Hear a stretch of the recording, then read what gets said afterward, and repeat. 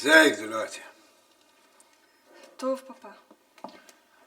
انت لسه بتبعتي مقالاتك لمختاف؟ انا عايز اعرف بتبعتيها ازاي. اسمعي يا هايدي، الموضوع ده انا هعرفه مهما حاولتي. مش معقول واحد في مركزي ما يعرفش ازاي بتبعتي مقالاتك السخيفة للجريدة الحقيرة دي. دي جريدة حرة. دي جريدة حقيرة، ما تعرفش يعني ايه امن اسرائيل اللي مهددة من كل اعدائها. ومين اللي صنع الأعداء دول؟ انا مش عايز فلسفة وكلام فارغ. ما انا لازم اعرف انت ازاي بتهربي مقالاتك السخيفة للجرنال ده. انتهي لا. كده يا هايدي. طيب هنشوف مين فينا اللي هيكسب المعركة دي في النهاية، انا ولا انتي؟ اوعي. لا، الكلام ده ما ينفعش. الشغل ده مش عاجبني.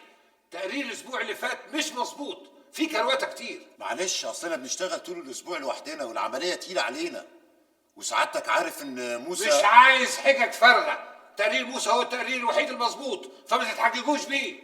احنا مش قصدنا يوسف بيه، بس من غير بسبسه يا حبيبي، انا عايز شغل مظبوط من غير تهريج. حاضر يا يوسف بيه. صباح الخير. اهلا. ازيك يا موسى؟ اخبارك ايه يا حبيبي؟ ايه، خلصت اوراق؟ اشمعنى بقى؟ اخيرا خلصت خلاص، وقدمت كمان على تصريح سفر للسياحه ليا ولعمتي. عال. طب اتفضل اقعد. على العموم احنا عندنا عميل ليه صله مباشره بحكايه تصريح السفر، هكلمه لك عشان يخلص الموضوع بسرعه. يا ريت، خصوصا ان انا عرفت ان الموضوع كمان مش سهل خالص. يا بخت من كان نجيب خاله. في حاجه يا استاذ ممدوح؟ لا ابدا مفيش حاجه يا يوسف بيه. لا يا يوسف بيه، ده احنا كنا بنتكلم في الشغل بس يعني. طب ما بدل ما تتكلموا في الشغل ما تشتغلوا احسن. والله عندك حق، تخيل. شد حيلك يا موسى واستناني، انا هعصلك في اسرائيل. انت ليه مستغرب موقف يوسف يا موسى؟ انا مش مستغربه يا فندم، مع انه مستعد يضحي بمنصب كبير ومرتب ضخم عشان بس يهاجر اسرائيل. انا بس بقارن بينه وبين عمتي، قصدي استر، اللي رفض نفس الموقف بمنتهى الشده. ايوه بس ده شيء طبيعي، وزي ما بيقول المثل صوابعك مش زي بعضها. مش كل اليهود مبهورين بالدعايه الصهيونيه اللي بتحاول تقنعهم ان اسرائيل ارض الميعاد، وانهم لازم يعملوا المستحيل عشان يستقروا هناك. وفي يهود كتير رفضوا فكره الهجره وفضلوا يعيشوا في اوطانهم الاصليه اللي اتولدوا واتربوا فيها. نفس كلام استر. وده نفس الكلام اللي هتسمعه في اوروبا وحتى داخل اسرائيل. لازم تعود نفسك على كده. طيب انا المفروض اتبنى انهي اتجاه فيهم؟ ولا واحد. المفروض تبقى متعادل تماما. يعني ما تفكرش للهجرة لإسرائيل إلا إذا دفعتك الظروف لكده. أنا مش عايز أي لمحة لهفة على الهجرة هناك. وما تقلقش من الناحية دي. ده اللي هتتدرب عليه من النهاردة لحد يوم الأربعاء. الاربع ولا الخميس؟ لا الأربعاء. عشان يوم الخميس هتجهز نفسك عشان هنسافر سوا. نسافر فين يا فندم؟ مصر.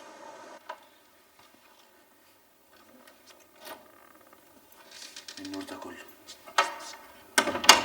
استر هجرت ولا ايه؟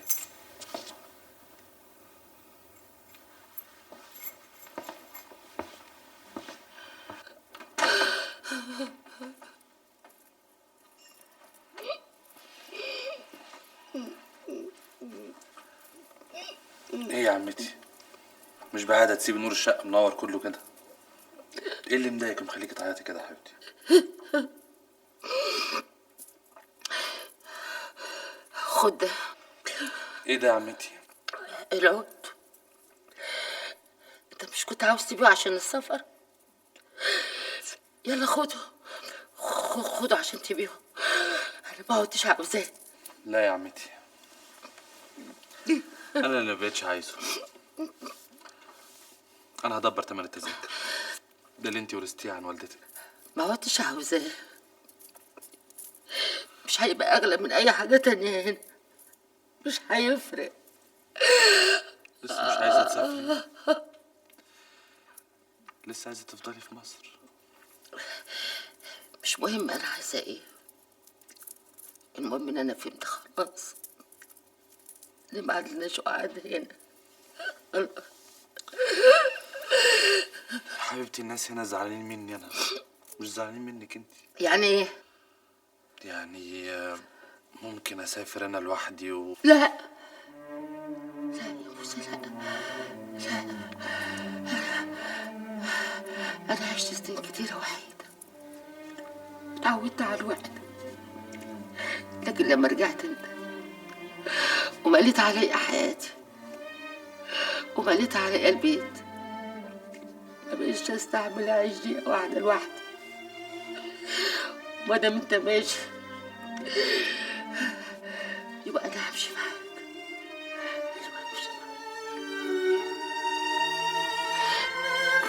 مع اني بحب البيت ده، بحبه قوي قوي قوي قوي.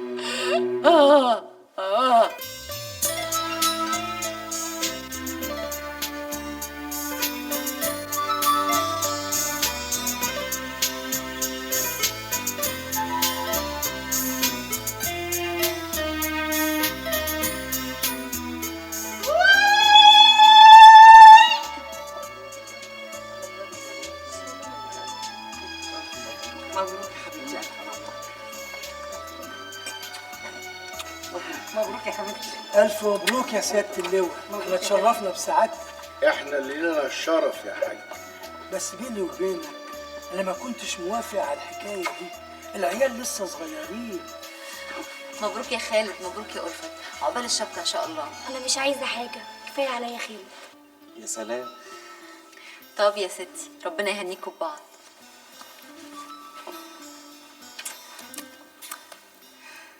عقبال يوم فرحك انت وعزة في يوم واحد إن شاء الله يا طنط. يلا مين بقى هيجي معانا على المسرحية؟ ما هي متقسمة يا بنتي، هم 10 تذاكر على قدكم. انتوا تروحوا تتفرجوا وتنبسطوا، ولما تيجوا بالسلامة تحكوا لنا عليها. لا يا أنكل، احنا 9 ومعنا 10 تذاكر، يعني في تذكرة زيادة، ممكن حضرتك أو طنط تيجوا معانا. ممكن اجي انا؟ ده وليد ابن عمي ومتربي معايا. خلاص كده تبقى كملت. يضايقك يعني سماها لو جيت معاكم؟ لا ما يضايقنيش. طيب يلا بينا. مع السلامة.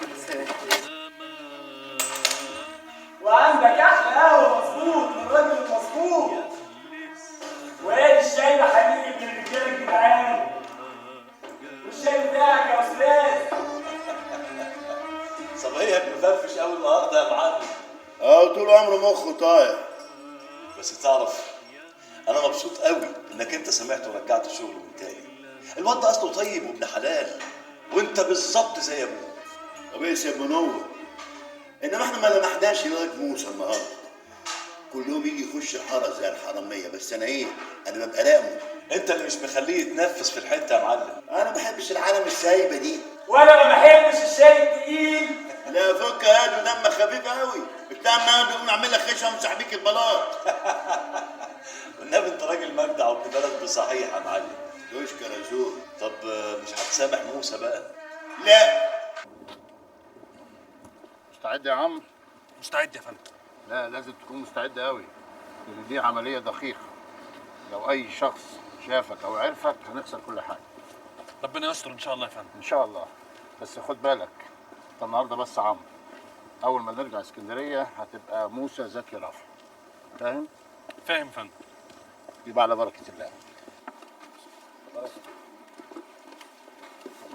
شكرا.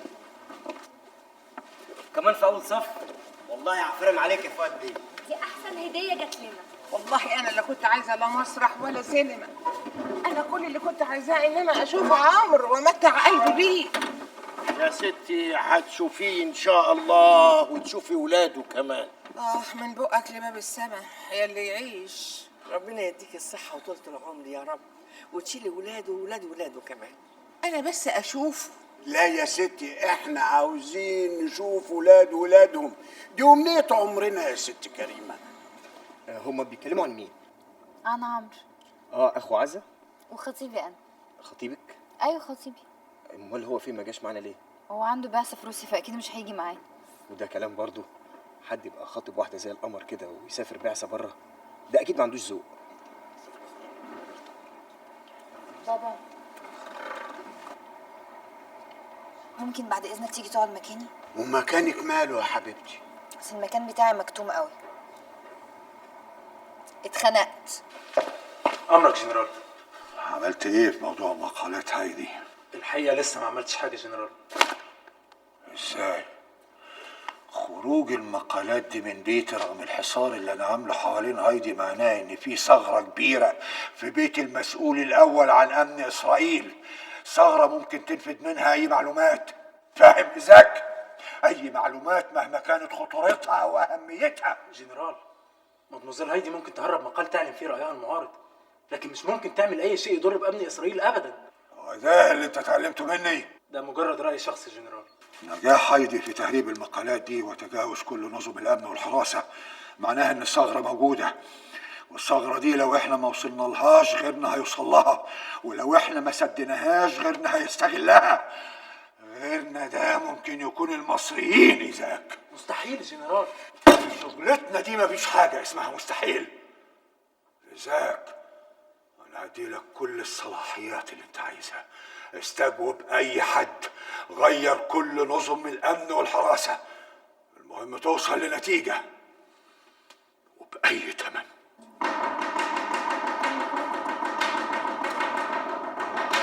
يا جماعه وطوا صوتكم، المسرحيه هتبدا. انا مبسوطه قوي عشان هشوف فؤاد المهندس وشويكار على الحقيقه.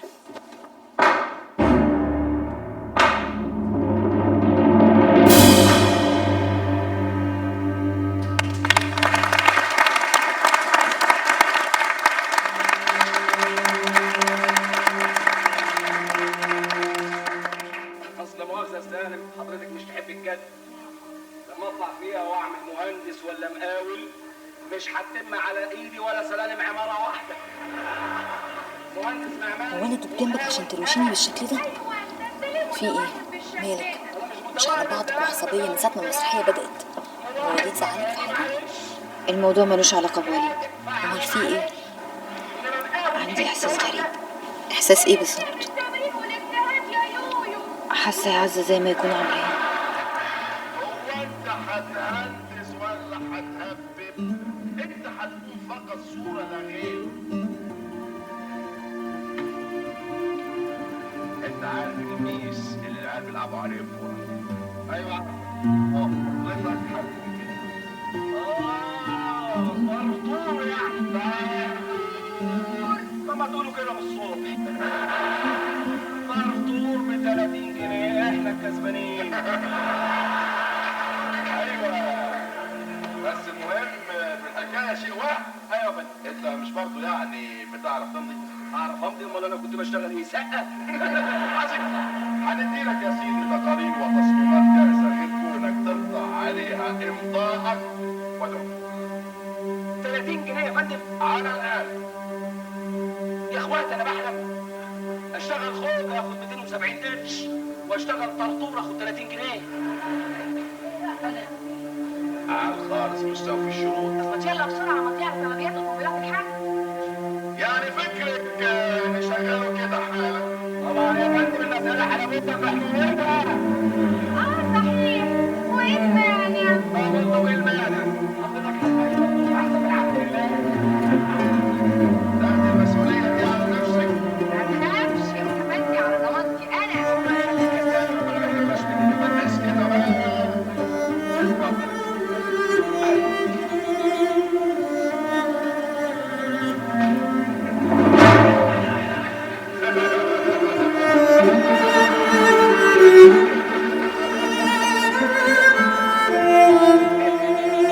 ايه اللي انت بتعمله ده؟ ايه يا استاذ؟ الافندي اللي قاعد ورانا ده مش عايز يحترم نفسه. انا يا افندي ده اهو. في ايه يا وليد؟ اصلي شفت ايه بس يا ابني اللي شفته؟ هي دي عامله تعملها؟ الواد اللي اسمه وليد ده باين عليه ممسوس. باين كده يا ماما. طب والله العظيم كان الكراسي اللي ورا حضرتك فاضيه من اول المسرحيه والناس اللي حجزوها ما جوش. اقعد بقى يا وليد، اقعد. انا اسف يا جماعه، انا اسف.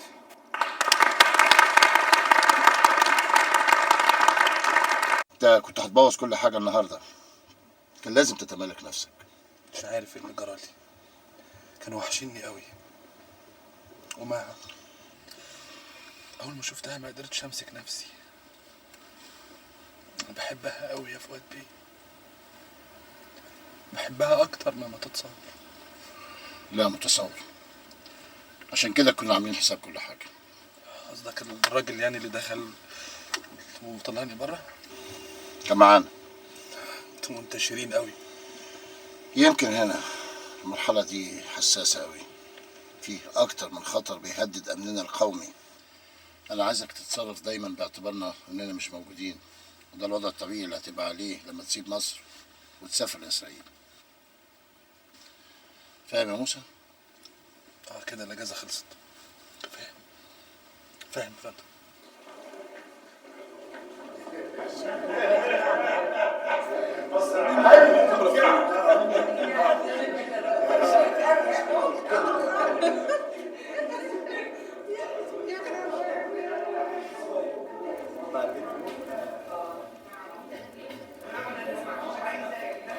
أنسة مها، أنسة مها، ايوه يا استاذ ولاد. ميرسي قوي على السهرة الجميلة دي، ويا رب ما كنتش عملت إزعاج جوه في المسرح. العفو، ما حصلش حاجه.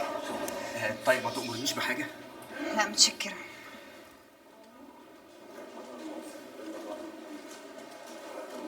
النهارده الشهاده اللي شكلك كان بايخ قوي. طب والله العظيم كان في واحد قاعد ورانا وحط ايده على شرمه. انا مش قصدي على كده. امال على ايه؟ على اسلوبك السخيف مع ما. هو انا يا ابني مش قلت لك انها مخطوبه لعمر اخو عزه وبتحبه قوي كمان؟ هو ده اللي مزعلك قوي؟ اصلك مبوظ شكلك على الفاضي، وانا شايف الموضوع ما فيش منه امل. بتهيألك. المثل بيقول بعيد عن العين بعيد عن القلب. لا لا لا، مش مع عمرو وما. اصلك ما تعرفهمش كويس. مع كل الناس. دي مسألة وقت يا ابو عصام. وعلى ما فهمت كده ان صاحبك ده غايب من اغسطس اللي فات، وعلى بال ما يجي اغسطس الجاي هفكرك انت بالتحديد بقى باسمه بالعافيه. انا حذرتك وانت حر، بس الظاهر بقى ان مخك ده متركب شمال. والنبي انتوا اللي من غير مخ خالص. بنت حلوه وزي القمر، مش هتستحمل تفضل على الشجره كتير، لازم تستوي وتتقطف لحسن تقع وتبوظ، وساعتها محدش نفسه هتحف على قطمه واحده منها. ده اللي علمتهولك تجاره الفاكهه مع ابوك؟ لا وانت الصادق، ده اللي علمتهولي الدنيا. ماشي يا بورم، لما تشوف دنيتك دي هتوديك على فين؟ ماشي يا بتاع ثاني ومد، اديني بس من هنا لاغسطس وهنشوف. ولو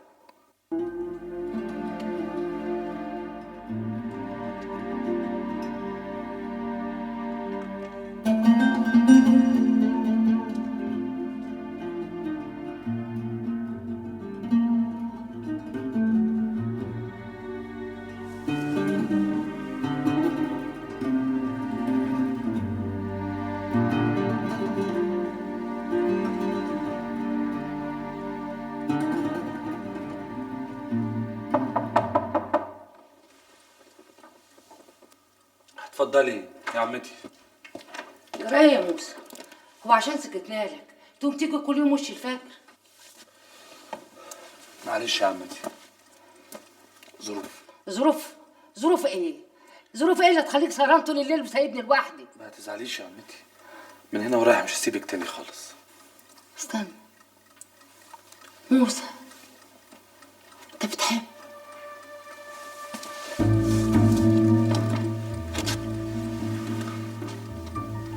ايوه يا عمتي. اوعى تكون مقصوفة الرقبة دي اللي اسمها رشيل. لا يا عمتي. ريحت قلبي. طب قولي، هي من دينك ولا من دينة تانية؟ من ديني يا عمتي. ايوه قول كده. طب برضه اللي يحب يقوم يسيب البلد كده ويهاجر؟ مش بإيدي. يعني خلاص.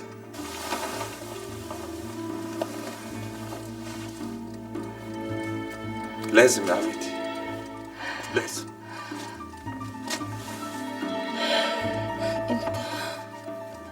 انت السبب.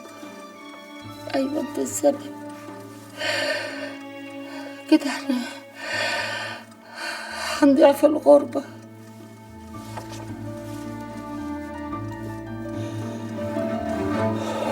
ما تخافيش يا عمتي، طول ما انا جنبك ما تخافيش. موسى زكي رافع.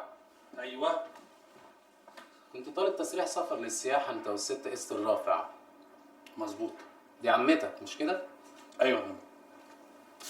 اتفضل اتفضل يا مدير. عظيم يا موسى، كده تبقى الخطوة الثانية من العملية بدأت فعليا. تراجعها سيادتك؟ أكيد، بس الأول لازم نحدد ميعاد سفرك. أنا سألت عن المراكب اللي نازلة أتينا، ولقيت إن أول مركب ميعادها يوم الجمعة الجاي. ده كويس قوي. احجز تذكرتين من الفلوس اللي اداها لك يعقوب، تذاكر سياحية رخيصة. حاضر. إيه يا عم؟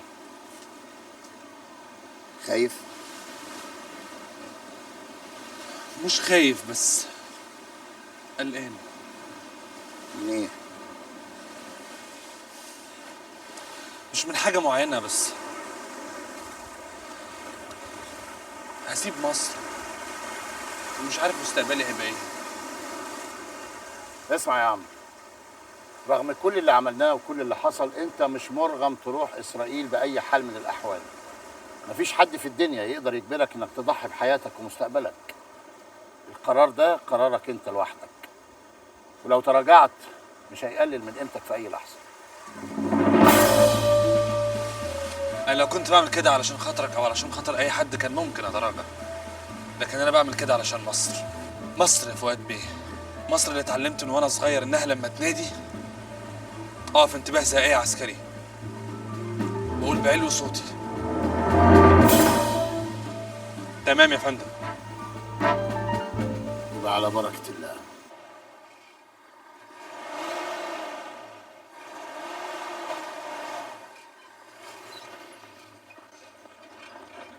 يعني سماها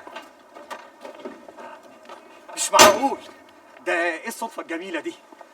انا بصراحه شايفاها صدفه عجيبه قوي يعني. انا كنت اصلي معدي من هنا وبعدين حضرتك عايز ايه يا استاذ وليد؟ ولا حاجة، انا كنت بس على العموم انا مخطوبه لعمرو، وبحب عمرو من قبل ما اتخطب له، وهستناه طول عمري. مفهوم؟ ربنا يخليكوا لبعض. هو الحقيقة الموضوع ده ما جاش في بالي، ومش قصدي ان انا امال قصد حضرتك ايه؟ مش قصدي حاجة. فرصه سعيده.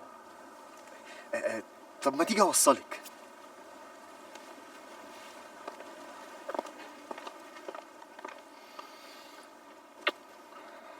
ولو يعني خلاص يا موسى هتسيبنا؟ يا اخي احنا اتعودنا عليك خلاص.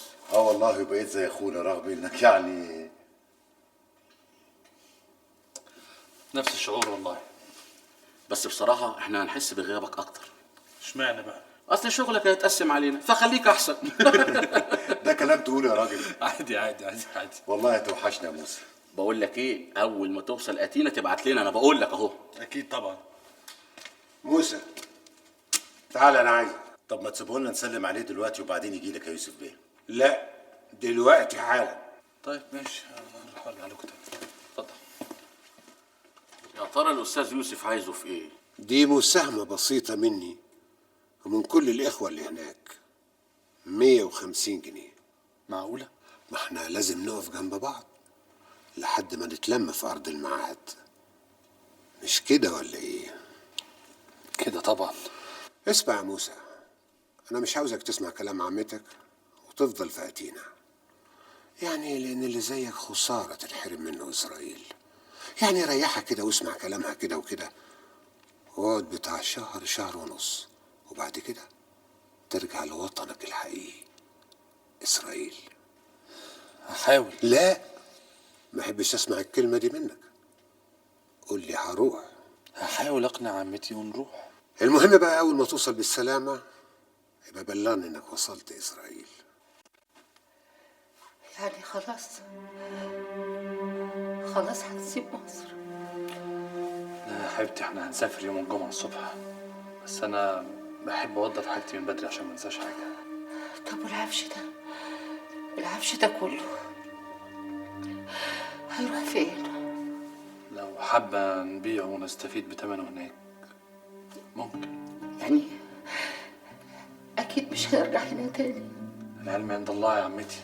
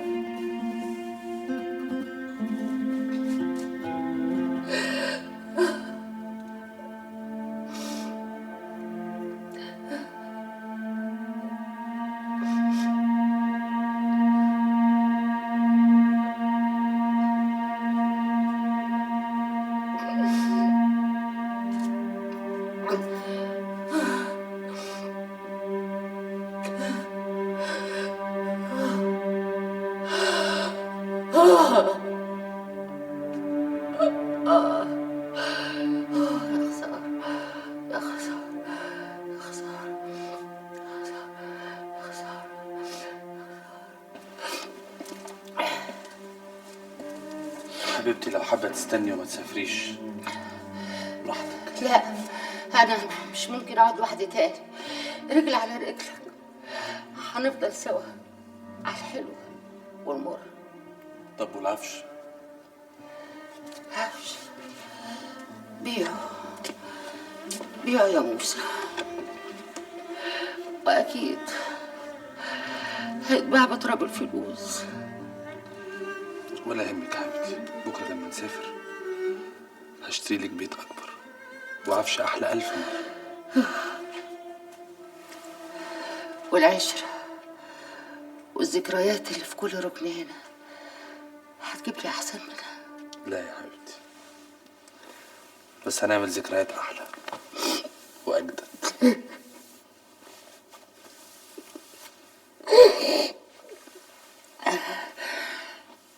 يا ترى من يعيش يا ابني، يا ترى من يعيش.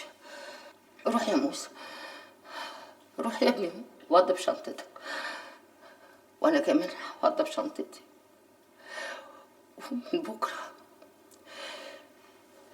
شوف هتشتري العفش، وحر ونار في دي تتقهري اللي هشتريه. خشب يا برم، كده تبقى ال10 صيد، كده تبقى المشاريب عليك. لا يا سيدي، العب 10 تانية وبشرف هنغلبوك، بس انت بتقرص في الظهر.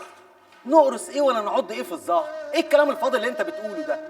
ماشي كلامك، هنلعبوا 10 تانية بس، والمرسي ابو العباس لو اني كسبت هندفعوك الطقطقين. ماشي يابا؟ ماشي.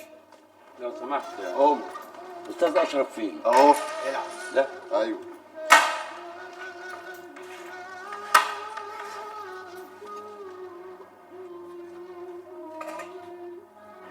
شغلانه سوقه يعني؟ سوقة قوي. حظك بقى، فلت مني الليله. يلا. ايوه، دي عربيه صاحب المصلحه؟ انت لسه شفت حاجه؟ اكيد فيها قرشين حلوين. مساء الخير يا بيه. مساء النور. اركب. لا مؤاخذه يعني، اصله قلت اركب. حاضر اركب. عندنا بضاعة في الجمرك عاوزين نطلعها. وماله يا باشا؟ أني تحت أمرك. إيه البضاعة وإيه مشكلتها؟ لغاية دلوقتي مفيش مشكلة، بس الوقاية خير من العلاج. احنا عاوزين نعديها من تحت مناخير بتوع الصحة، مجدعة كده. بتوع الصحة؟ ليه يا باشا؟ هي البضاعة فيها إيه؟ لا أبدا، دي شحنة بلوبيف زي الفل، بس تاريخها قرب. باظت يعني؟ لا لسه، إنما على وشك. قلت إيه؟ لا. لا ليه؟ أنا مش هنعمل كده تاني، أنا مش هنضر بلدي ولا ولاد بلدي تاني. افتح. إنما اللي قالهولي عنك، اللي قالهولك عني انساه. أنا دلوقتي بني آدم تاني خالص، ويكون في علمك البلوبيف البايظ ده لو دخل مصر أنا هنقدم بلاغ في البوليس، ومن بكرة هنقدمه بلاغ في المينا. يا أهل العرب في 60 داهية. البلوبيف بايظ قال. يسلم بقك، كوباية ليمون ساعة معتبر أستاذ أشرف وعلى حسابي. هيعمل ايه يعني؟ هيقتلني؟ مش هتوصل للدرجة دي طبعا، بس موضوع المقالات ده هايدي بقى فعلا بيهدد مستقبله، خصوصا ان الموقف متوتر جدا اليومين دول، وهو بيحاول يستعيد ثقة القيادة بأي تمن. وفي لحظة هايدي، في لحظة ممكن يرمي مشاعره كلها ورا ظهره ويعمل أي حاجة مجنونة عشان يحمي نفسه. هو لسه هيرمي؟ بلاش عند، علشان خاطري بلاش عند. أنا مش هقدر أستحمل أي حاجة تحصل لك بسبب عندك ده. صدقيني يا هايدي، أنا بخاف عليكي قوي قوي. ورأيي إيساك؟ بلاش أكتب رأيي وأقوله بحريتي؟ أنت مش بتعملي كده هايدي عشان تقولي رأيك. أمال يعني بعمل كده ليه؟ علشان تتحدي الجنرال وتعلني عن غضبك من تجاهله لمشاعرك وأحاسيسك. لو كانت المشكلة كلها هايدي إنك تقولي رأيك، كنت ممكن تكتبيه باسم مستعار، لكن أنت بتكتبيه بالاسم الحقيقي، الاسم اللي يحرج الجنرال ويغضبه. نوع من الانتقام النفسي هايدي، الانتقام من كل الغضب اللي بيغلي جواكي من سنين. وده يمكن يكون حل لتهدئة الموقف اللي ولعتيه بينك وبين الجنرال. أرجوك يا هايدي، اكتبي مؤقتا باسم مستعار. طب والثغرة اللي قالك عنها؟ هنلاقيها، ها قلتي ايه؟ بس أنا ليا شرط. مش فاهم. تقدر تقول هدنة جنرال، هدنة مؤقتة. مدموزيل هايدي هتكتب مقالاتها باسم مستعار علشان ما تسببش أي حرج، في مقابل إنها تخرج من حبسها. حبسها؟ أقصد حجزها في أوضتها جنرال. بس أنا ما أقدرش أضمن التزامها. تضمنه أنت؟ تسمح لي أتكلم جنرال؟ اتكلم. أنا شايف إن دي فرصة المفروض نستغلها بشكل جيد. فرصة؟ أكيد جنرال. الصفقة دي هتهدي الموقف على الأقل مؤقتا. هتسمح لمدموزيل هايدي بتفجير كل طاقتها في مقالات ما بتحملش اسمها. يعني مش هتسبب الحرج اللي بتسببه دلوقتي. في الوقت نفسه جنرال تقدر سيادتك تستدرجها لحياتك، تخرجها من حالة التوتر والغضب اللي بتدفعها للتمرد ده. توتر وغضب؟ ده مجرد رأي شخصي جنرال. طيب يا إيزاك، هبقى أفكر في العرض اللي أنت قلت عليه ده. أمرك جنرال.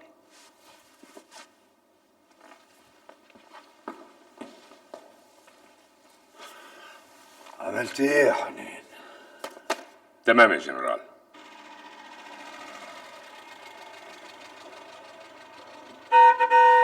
كفاره يا معلمي، انا جبار نور يا سيدي العرسان، يا سيدي العرسان. متلم يا روح خالتك. الله الله الله، ليه كده يا معلم؟ هو كان شعر عسل ولا بصل؟ لا وانت صادق، علقم والله علقم. يا ليه كده؟ روق روق واحكي لي. احكي لك ايه انا؟ وانت من بقيت اهلي؟ صاحبي انت ولا صاحبي؟ يلا بسرعه هات لي واحد شيشه كده يروق لي دماغي، يلا بسرعه. شيشه. ايه دي كانت الشبكه سود. طب انت هتروحي للكوافير علشان عصام جاي، انا هروح ليه؟ عشان تروقي كده وتفرفشي، وبعدين احنا بنتزوق لروحنا مش لحد. يا سلام. يا صباح الفل يا مزبزلات، انا بقول الدنيا منوره كده ليه؟ ازيك يا معلم ومبروك على الجواز. والله التفاحه دي طيبه وبنت حلال وتستهلك. تستهلك؟ دي تستهلك. الطيبه وبنت حلال. انتوا اللي ولاد ناس وما تعرفوش الاشكال دي. لا نعرف الاشكال دي كويس قوي، والحقيقه انتوا الاتنين لايقين على بعض. ابقى سلم لنا على تفاحه يا معلم.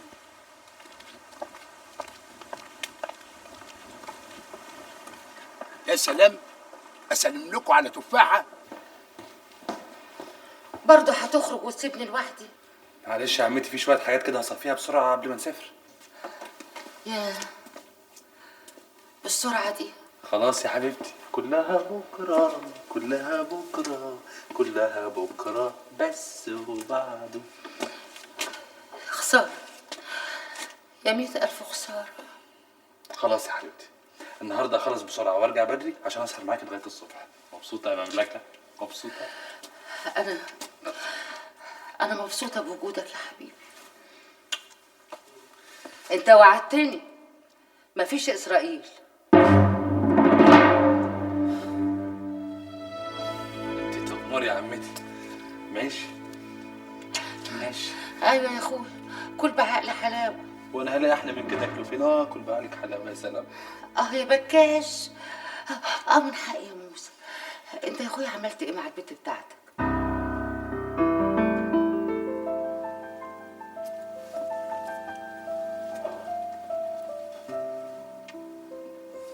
خلاص يا عمتي، ودعتها. خليها تحصلنا على ايدينا، وانا اوعدك انا هعمل لكم فرح انما قباه. ربنا يسهل يا عمتي، ربنا يسهل. موسى. نعم يا عمتي. نفسي اكل بسبوسه اسكندريه. تاني يا عمتي؟ تاني؟ مش كفايه اللي حصل اول مره؟ معلش يا حبيبي، ما انا باخد الدواء، وبعدين ربع كيلو مش هيضر. حاضر يا عمتي، هتصل بالدكتور ولو قال ماشي واد يا موسى، هات البسبوسه. طبعا هجيب بسبوسه. انا ليه ما اجيبش بسبوسه ليه؟ النهارده. اهم حاجه دلوقتي ان احنا راجعنا كل التفاصيل وكل الخطوات اللي هتتخذها من اول ما تركب المركب لحد ما يتم بينا اول اتصال في قلب اسرائيل.